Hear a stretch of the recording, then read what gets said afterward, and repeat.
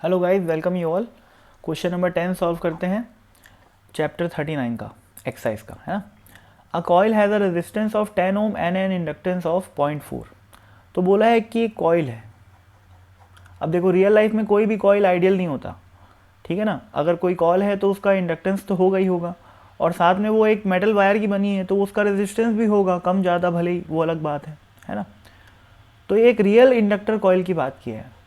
तो उसको मैं डायग्राम में शो करने के लिए क्या करता हूँ, इंडक्टर को अलग बना लेता हूँ और रेजिस्टेंस को अलग बना लेता हूँ, ठीक है। तो यहाँ पर मैं 10 ओम का रेजिस्टेंस पुट कर दिया एक प्रकार से, और यहाँ पर L is equal to 0.4 henry का इंडक्टर, ठीक है ना, और ये 10 ओम है। Is connected to an AC source, इसको अपन एक AC सोर्स से कनेक्ट कर दिए, ठीक है, ऑफ 6.5 वोल्ट। बोला है कि जो AC सोर्स है उसकी रेटिंग 6.5 वोल्ट है। अब समझो यार, 6.5 वोल्ट अगर सिर्फ मेंशन किया है तो इसका मतलब उसने एसी सोर्स के आरएमएस वोल्टेज की बात की हुई है, ठीक है। तो बेसिकली सोर्स का जो आरएमएस वैल्यू है वो है 6.5। कभी भी बाय डिफ़ॉल्ट अगर कुछ नहीं लिखा हो तो उसको अपन आरएमएस वैल्यू ही अज्यूम करते हैं। कभी भी आपको कोई पीक वैल्यू लिख के नहीं देगा, है ना। जब भी रेटिंग दी है तो उसकी आरएमएस वैल्यू लिखी हुई होती है। तो आरएमएस वैल्यू 6.5 दी है वोल्ट में, और फ्रीक्वेंसी की अगर मैं बात करूं तो फ्रीक्वेंसी दे रखी है अपने को 30/π हर्ट्स, ठीक है। फ्रीक्वेंसी अगर f दिया हुआ है तो उससे अपन ओमेगा भी निकाल सकते हैं। ओमेगा क्या हो जाएगा, 2πf, है ना। तो 2π इंटू 30/π, तो ये पाई कट गया और ओमेगा की वैल्यू क्या आ गई, 600, ठीक है। यूनिट्स क्या होती है ओमेगा की, सेकेंड इनवर्स होती है, ये आपको पता होना चाहिए। भाई देखो, फ्रीक्वेंसी की यूनिट्स क्या होती है, सेकेंड इनवर्स। 2π की यूनिट कोई यूनिट होती नहीं है तो सेकेंड इनवर्स होगी।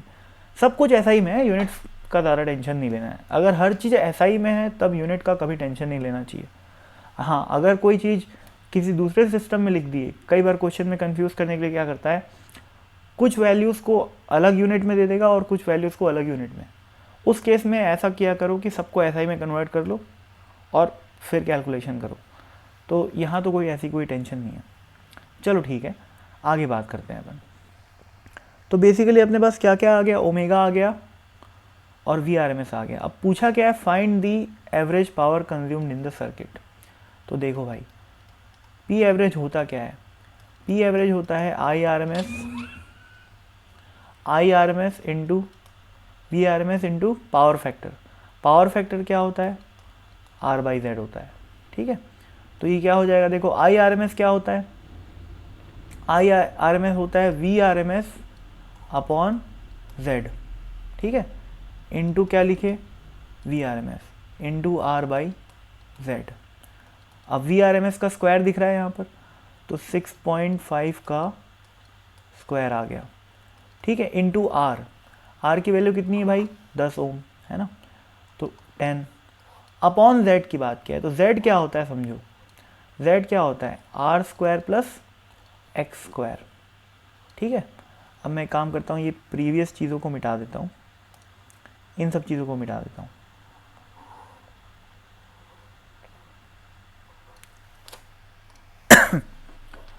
देखो ये क्या बन जाएगा, 6.5 का स्क्वायर इंटू 10 अपॉन R का स्क्वायर क्या बन जाएगा, 100 plus Z plus X। X क्या है सोचो, इंडक्टर है तो X की वैल्यू होती है ओमेगा इंटू L, ठीक है। ओमेगा अपन कितना कैलकुलेट किए थे अभी, 600 कैलकुलेट किए थे, और L क्वेश्चन में कितना दे रखा है अपने को, 0.4, ठीक है। तो 600 इंटू 4 करोगे तो क्या आएगा, एक मिनट यार कुछ गड़बड़ी हो रही है, ओमेगा की वैल्यू 600 आई, एक मिनट रुकना ना, 2πf, तो 2 इंटू पाई इंटू 30/π। अच्छा एक गलती हो गई यार, ये 60 है ओमेगा, है ना, वहाँ पर कुछ कैलकुलेशन में गड़बड़ी हो गई होगी लास्ट टाइम में। ओमेगा की वैल्यू 60 है, ठीक है, तो इसको काट दो, ठीक, अब सही आएगा। अब 60 इंटू 0.4 करोगे तो क्या आएगा, 24 आएगा, ठीक है। तो x की वैल्यू क्या आ गई, XL है ये, ठीक है ना। अब एक्स इंडक्टर के अलावा कोई कैपेसिटर वगैरह तो है नहीं, तो टोटल रिएक्टेंस सर्किट में उतना ही होगा जितना कि इंडक्टर का है, यानी कि total reactance of the circuit that is X will be equal to 24। तो यहाँ पर मैं क्या लिखूँगा 24 का स्क्वायर, ठीक है। तो इसको जब कैलकुलेट करोगे तो ये बन जाएगा 6.5 का स्क्वायर इंटू 10 डिवाइडेड बाई 26, कर लेना भाई, है ना। 24 का स्क्वायर निकालोगे प्लस 100 करोगे तो मेरे को ज़्यादा याद वाद रहता नहीं है ना ये सब स्क्वायर वगैरह, तो मैं आपको करके दिखा देता हूँ। देखो 24 का स्क्वायर किए तो आया 576, ठीक है, प्लस 100 किए तो आया 676, और 676 का अंडर रूट निकालोगे तो 26 आ जाएगा, ठीक है। तो बेसिकली पावर का एवरेज वैल्यू क्या आया, इतना आया, ठीक है ना।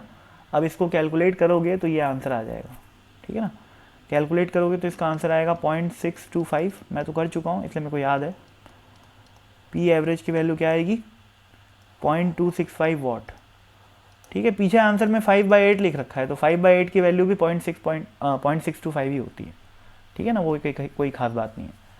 तो आराम से करते रहना कैलकुलेशन, ठीक है। कॉन्सेप्ट समझ में आना चाहिए, बात ही है। तो फिर बाय।